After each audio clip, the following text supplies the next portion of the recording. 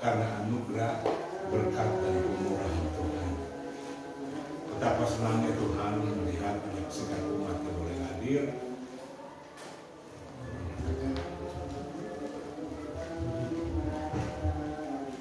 dengan setiap di luar hujan.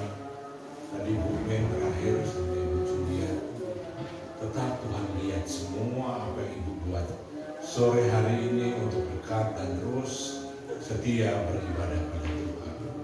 Saya mau bilang, ini pun bagian dari proses kehidupan rohani kita. Dan kalau kita bisa berani melakukan, bahkan melawan proses itu, bahkan bukan melawan, saya boleh ada dalam proses itu dan tetap boleh setia di dalam proses itu, itulah anugerah yang besar yang kita akan nikmati dari Tuhan Yesus Kristus. Bapak Ibu kekasih dalam Tuhan, saya membaca bahwa renungan sore hari ini yang berjudul mensyukuri proses dari Tuhan itu. Seorang motivator dunia, John Maxwell, mengatakan 7 fakta orang yang sukses dalam karir. Salah satunya ialah menghargai proses itu. Dia seorang yang berhasil dalam pelayanannya, dalam hidupnya, dan sebagai pelayanan motivatornya. Dia sangat berhasil. Dan dia melihat orang yang bisa menghargai proses itu adalah orang-orang yang menjadi sukses. Orang yang menghargai proses itu orang yang tidak lari dari proses itu. Dari kita baru lahir sampai kita sudah sepuh sekalipun, proses tetap ada bagi kita semuanya. Anak kecil waktu diproses dia boleh belajar jalan, merambat, pegang sana, pegang sini. Waktu dia jatuh dan dia tidak mau lagi jalan dalam proses itu, sampai besar pun dia tidak akan jalan. Karena apa? Dalam proses jalan dia tidak mau jalan. Sakit, jatuh, udah nggak mau lagi.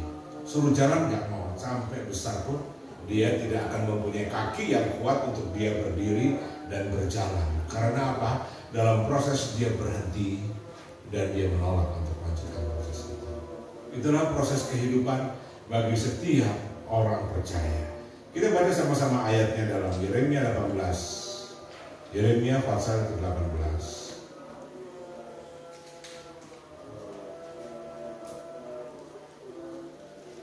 Yeremia 18 ayat 3 sampai 6 saya bacakan, Bapak Ibu boleh menyimak dari Alkitab masing-masing. Lalu pergilah aku ke rumah tukang periuk, dan kebetulan ia sedang bekerja dengan pelarikan. Apabila bejana yang sedang dibuatnya dari tanah liat di tangannya itu rusak, maka tukang periuk itu mengerjakannya kembali menjadi bejana lain yang menurut apa yang baik pada pemandangannya. Kemudian datanglah firman Tuhan kepadaku, kepada Yeremia, ya, bunyinya, masakan aku tidak dapat bertindak kepada kamu seperti tukang periuk ini, hei kaum Israel? Demikianlah firman Tuhan. Sungguh seperti tanah liat di tangan tukang periuk, demikianlah kamu di tanganku, hai kaum Israel. Allah memperlihatkan kepada Yeremia satu proses yang dapat terlihat, yang menjadi nyata, di mana tukang periuk ini sedang membuat satu bejana. Dan kalau dia sedang membuat satu bejana, karena bejana ini adalah penghasilannya, maka dia mempunyai satu gambaran seperti apa yang dia buat bejana ini. Dan dia tidak akan membuat bejana yang sembarangan, karena kalau dia salah buat, masuk kepada proses yang penting yaitu pembakaran, pengeringan, bejana bisa pecah di tengah jalan. Maka sementara tanah liat itu masih ada di tangan dia, dia membantingnya, dia memukulnya. Untuk apa? Dalam tanah liat itu tidak boleh ada udara.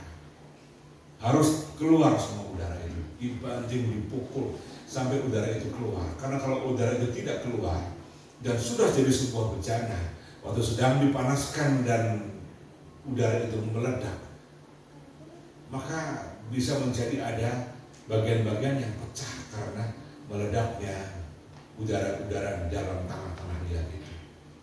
Dia mesti melihat dengan tangan yang sungguh-sungguh terlatih untuk melihat kerikil-kerikil daripada tanah liat yang dia akan proses. Benar-benar tanah liat itu harus bersih dari kerikil. Karena ini pun akan mengganggu proses pembakaran daripada tanah liat ini dalam bentuk bencana apapun. Dia tidak akan menjadi kering, tapi dia akan jadi rusak. Tidak boleh ada sukat atau rumput-rumput yang tertinggal, harus ditarik keluar. Dalam proses dikerjakan, tanah liat itu sedang dibanting, sedang dipukul, sedang dihancurin di dengan tangan itu dipegang. Ini semuanya sampai benar-benar tanah liat itu bersih dari semua kotoran yang ada. Dalam proses Tuhan kepada kita, Tuhan pun melakukan hal demikian.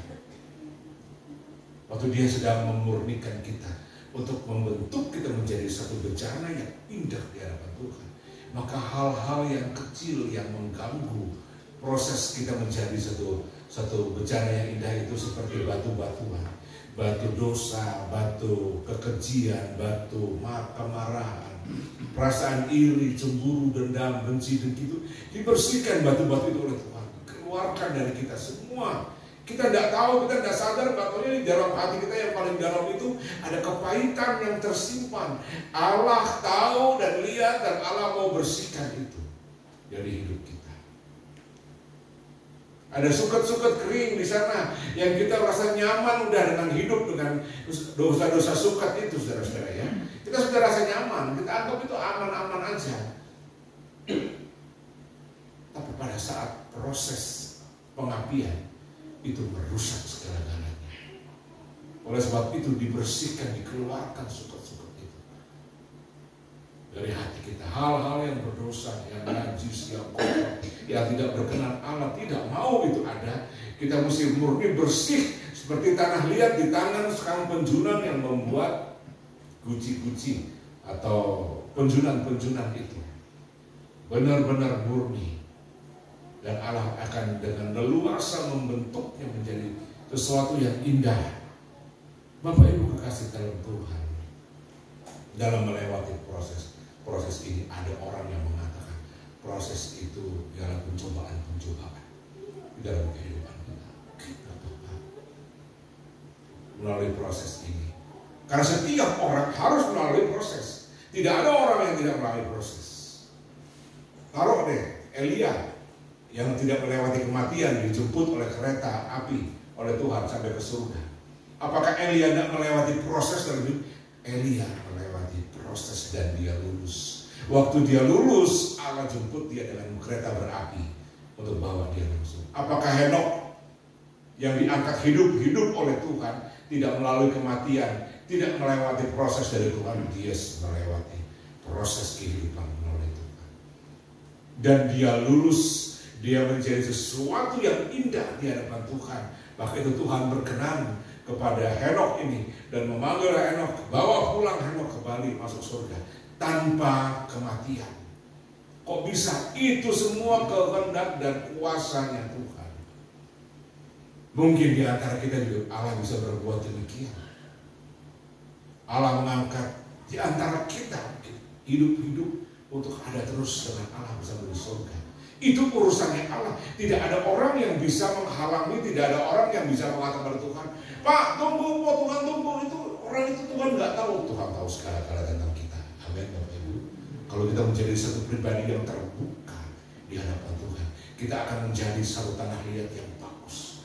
Bagaimana tangan Allah yang penuh kuasa itu mulai membentuk kita.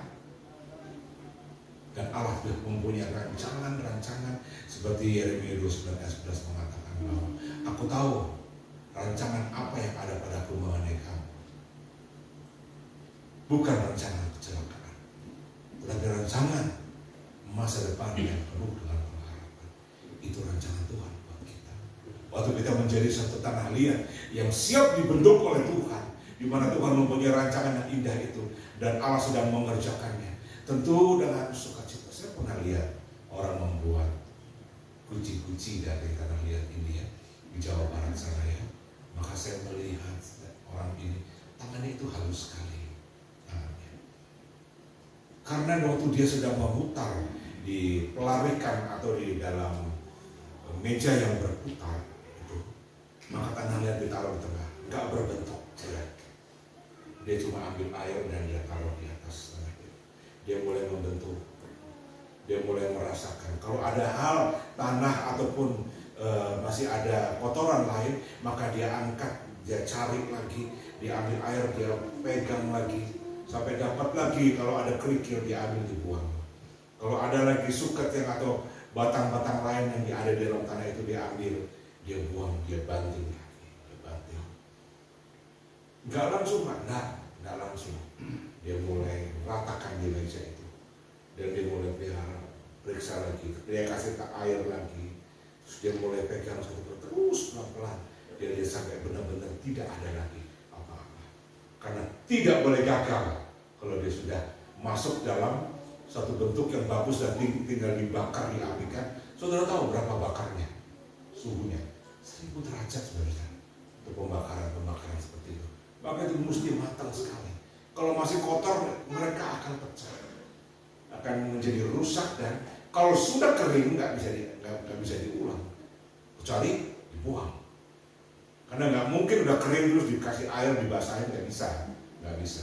Itu udah produk yang gagal, udah dibuang, cari tanah liat yang baru lagi. Seperti itu mereka perbuat. Dan mulai terus dilakukan, maka itu kalau harganya mahal jangan heran, karena bisa berulang-ulang mereka membuat hal itu, berulang-ulang mereka melakukan hal itu. Setelah jadi mereka akan dibentuk, dijemur dulu, belum dibakar, dijemur dulu.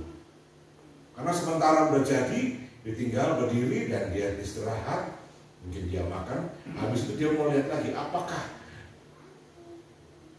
bejana itu bentuknya mengecil di atas, membesar di bawah, ataukah dibikin lurus begini, ataukah dibikin besar, mengecil dan membesar. Dia punya rancangan sendiri. Kalau dari besar, kecil, mengecil, membesar gini, apakah waktu ditaruh istirahat, tanah yang di tengah ini apakah kuat nahan di atas? Dia bisa melewat ya, jadi bengkok ke kanan atau ke kiri, atau menjadi miring ke sana kemari. Kalau pas dia habis istirahat, dia lihat masuk, berubah bentuknya, dihancurin lagi. Enggak diperbaiki lagi, enggak, dihancurin lagi. Dia buat lagi. Berarti bagian sini mesti agak tebal tanah liatnya. Supaya apa? Waktu diberdirikan, dia menahan yang di atas, maka cukup kuat dan tidak menjadi bengkok kanan atau kiri, ke depan atau ke belakang. Dia perhitungkan betul-betul semua ini. Waktu mereka, orang ini sudah mengumpulkan tanah liat ini, maka pembentukan dalam itu yang paling susah.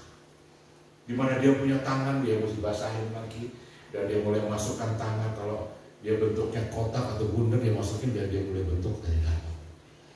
Untuk membuat kembung di bagian bawah atau bentuk kotak semut, itu dia punya cara sendiri, teknik-teknik cara sendiri untuk membentuk tanah liat itu terus. Dia mesti memikirkan ketebalan di bawah dan di atas bagaimana. Dan dia mesti membuat satu bentukan yang bagus, di mana bentuk itu boleh jadi bentuk yang sangat baik, dilihat dari sudut manapun, nggak ada yang lebih miring, lebih bagaimana. Jadi kalau bundar betul-betul bagus, kalau kotak yang betul-betul bagus, di mana ujung-ujungnya itu nggak tajam, tapi bisa agak tumpul. Itu buat tantangan daripada tukang periuk. Begitu susah. Allah pun melakukan satu kemuliaan dalam hidup kita. Enggak gampang Bapak Ibu. Sementara dalam bentuk kita pun jadi resah dengan Allah dan menjadi marah dengan Allah. Kita jadi menjadi pemberontak. Padahal apa haknya tanah liat itu memberontak sama tukang periuk itu? Enggak ada hak dia. Dia nggak bisa bilang, jangan begini dong, sakit dong. Nggak bisa kan dia bilang itu. Jangan bentuk yang begini dong, aku ingin bentuk yang kotak, yang halus gini. Nggak bisa. Apa maunya tukang periuk? Kalau tukang periuk mungkin lagi sedang begini, terus dia kesel, dia banting lagi, dia bentuk lagi. Itu haknya tukang periuk. Berapa kali kita sebagai umat Tuhan memberontak kepada Tuhan waktu kita sedang diproses sama Tuhan lewat itu semuanya. Hak gereja-gerejaan.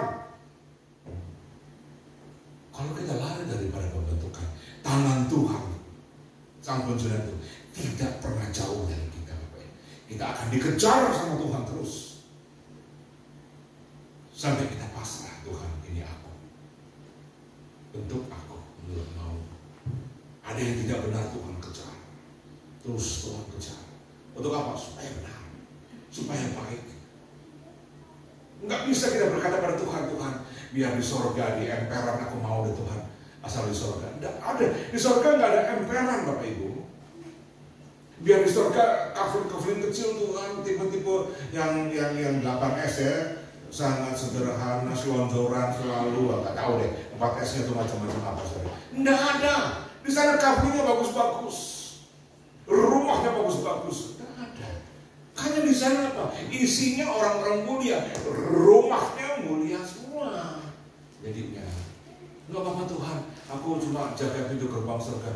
Oh, ada malaikat yang dengan senjata pedang yang besar dengan berapi yang menjaga pintu gerbang itu mungkin.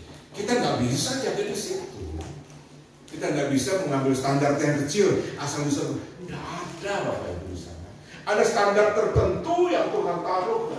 Untuk mencapai standar itu ada proses. Proses itu yang Tuhan lakukan.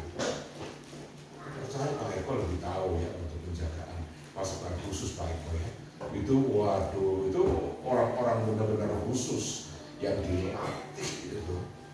Yang hidupnya hanya untuk perang dan siap mati. Gitu Pak Eko ya. Hidupnya untuk perang. Membunuh atau dibunuh, udah selesai. Itu aja pikirannya. Dia punya kemahiran memakai senjata, memakai pistol, berkelahi, satu orang targetnya 10 orang harus menang. Seperti tentara khusus seperti itu semuanya. Bapak Ibu, mempunyai napas yang panjang. Kalau dia menyelam bisa mungkin 2 menit, 3 menit di dalam air itu dia bisa. Itu orang-orang khusus semuanya yang dilatih, diproses dari orang-orang hebat. Bapak Ibu, kita menjadi anak-anak Tuhan yang hebat. Itu yang ada proses. Yang enggak sebentar-sebentar ngambek dan pergi, enggak sebentar-sebentar terus pergi tinggalkan Tuhan, enak-enak dengan lainnya. Oh, enggak bisa. Allah mau kita menjadi anak-anak Tuhan yang sangat cinta dan benar-benar cinta, sehingga waktu proses itu dilewati tetap kita mengatakan Tuhan, aku cinta padamu Tuhan. Waktu melewati proses 1 bulan, 2 bulan doa dan dibayar, tetap mengatakan Tuhan, tetap engkau baik buat saya. Lewatin masalah persoalan, belum ada jawaban, belum ada terdengar satu pertolongan, kayaknya Tuhan tidak dengar doa, tetap Tuhan, aku tetap mau percaya engkau lah penolongku Tuhan. Nah seperti itu orang-orang hebat Bapak Ibu. Yang kitab tetangga, aduh susah ya. Yang selesai karena mulai kepada Tuhan. Tuhan, kalau nggak gini ya wes Tuhan, kalau Eliane ya Tuhan, pertolongan alternatif. Bukan itu Bapak Ibu yang Tuhan mau.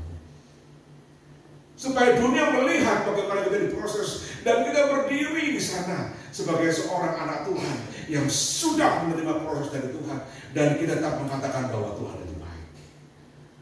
Dan mereka akan melihat perbuatanmu yang baik dan akan mempercayai Allah. Tetap berbuat baik. Kalau ada proses cuma fitnah, ya, ada proses cuma kata-kata yang kasar gitu, itu proses yang kecil. Amin.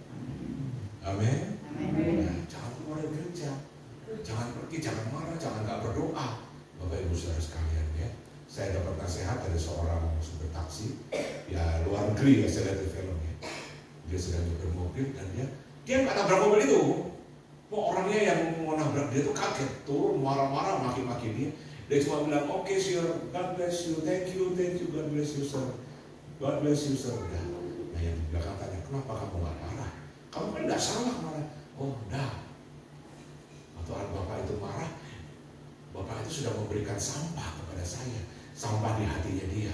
Apa yang keluar dari mulut, keluar dari, maka itu kata-katanya ngacok semuanya. Kata-katanya yang memfitnah, yang mengata-ngatai, yang mencibir, segala macam, menggosip itu, segala macam. Sedang diberikan kepada saya. Saya nggak mau terima kata-kata itu. Biar sampah itu diambil aja lagi buat dia. Saya tidak mau terima. Jadi biar sampah itu makin penuh pada Bapak itu nantinya. Saya nggak mau terima itu. Saya mau terima berkat dari itu. Kalau orang itu kalau kepenuhan sampah gimana? Ya mati sendiri, saudara. Akhirnya. karena sampah di hidupnya, di hatinya nggak terbuang. Seperti apa keadaan orang itu? Mengerikan sekali Bapak Ibu. Maka itu Bapak Ibu dengan, aduh, saya dipitnah ini. Diem, Yarin, itu sampah lah. Kita dikatain, udah merasakan ya. Wah, marah, maki-maki saya cuma dia melihat orang itu. Selesai, terima kasih ya. Tapi ini, mau berapa ronde lu sama gue? Emang gue takut sama lu. Dulu kalau sekarang cerita kepada istri saya berdoa, saya bilang Tuhan terima kasih. Saya lulus proses. Berhenti, enggak, masih ada lagi proses lainnya Bapak Ibu. Mari, jangan pernah kapok dengan dapat proses daripada Tuhan. Ingat tadi, kita sedang diproses menjadi bencana yang indah, yang diletakkan nanti di surga sana, di tempat-tempat yang mulia, sebagai hidangan atau sebagai pajangan-pajangan yang mulia di hadapan Allah, di mana Allah mulai mengangkat kita dan menaruh dalam rumahnya. Oh, betapa senangnya. Haleluya. Kita akan menjadi bencana yang menangis kami. Oh Tuhan, Engkau sungguh amat sangat baik bagi saya. Mari lewati hari-hari kita yang penuh dengan proses ini. Jangan lari, jangan kemana-mana. Diam saja dekat dia. Saat proses itu, dia lebih tahu bagaimanapun proses kita. Dia mau kita menang, dan dia mau kita menang bersama-sama dengan Allah. Karena apa? Kita ada bersama di samping Allah. Allah memegang kita lewat kene dulu, lewat kene deh. Dia lebih tahu menuntun kita saat proses itu berlangsung.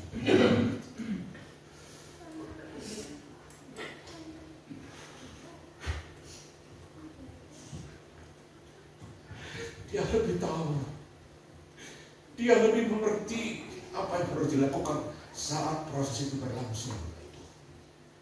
Boleh lari kepada hamba Tuhan, doakan saya, kami akan berdoa buat Bapak Ibu. Tapi jangan cari ke tempat-tempat lain yang tidak ada pertolongan. Di sana tidak ada proses yang dari Tuhan, tapi di sana banyak jebakan-jebakan iblis yang membuat kita hilang dari hadapan Allah. Yesus. Dia tidak pernah mau lihat latar belakang kita bagaimana dulu, tidak mau lihat dianya. Tidak, aku tidak mau lihat. Aku sudah sucikan engkau dengan darahku. Aku sudah menguduskan roh jiwa tubuhmu. Engkau mulia di hadapanku. Aku mengasihi engkau. Dan waktu kita sedang melewati itu, dia lihat satu pribadi yang indah. Oh, ini bejanaku yang indah. Dan kita mulai masuk dalam bejana itu. Waktu kita mulai memandang dan dia melihat kita, aku tahu yang baik buat kamu Tuhan. Terpujilah Tuhan. 1 Korintus 10 ayat 13 menuliskan,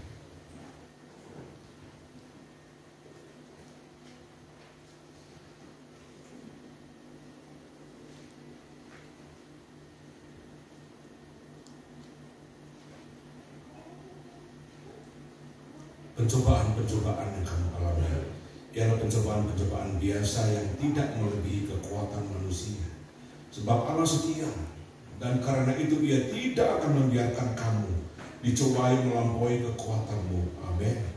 Pada waktu kamu dicobai, Ia akan memberikan kepadamu jalan keluar sehingga kamu dapat menanggungnya. Amin Bapak Ibu. Waktu kita sedang diproses oleh Allah, Dia ada untuk kita keluar sebagai pemenang.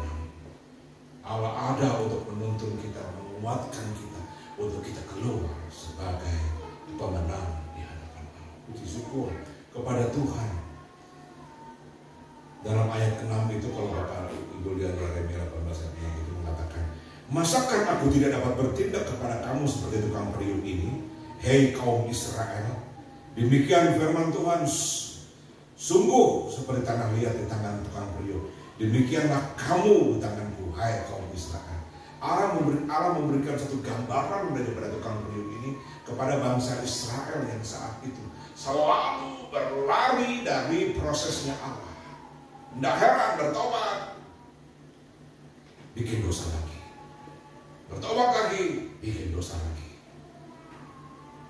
Datang musuh, jajah mereka. Oh, mereka nangis. Aduh, kami dijajah, tolong kami Tuhan. Tuhan kirim penolong kepada mereka.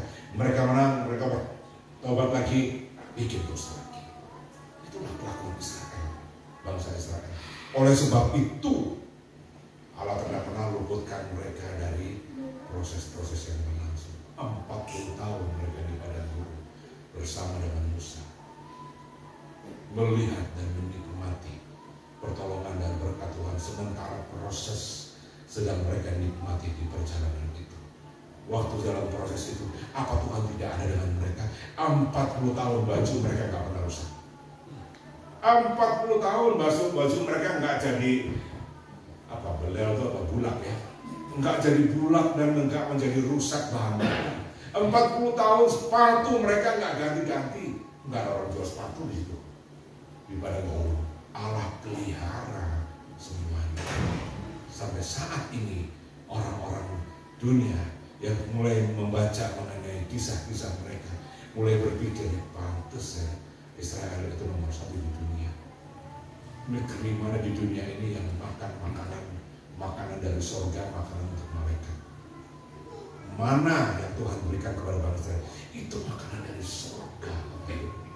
Gimana mereka nggak begitu pintar saat ini, keturunan mereka saat ini, karena nenek moyang memakan makanan yang nggak tahu, saya ngomong bukan multivitamin lagi, tapi makanan-makanan malaikat diberikan kepada mereka. Apakah itu negeri yang dicintai Tuhan? Apakah itu anak-anak orang-orang yang dikasihi Tuhan?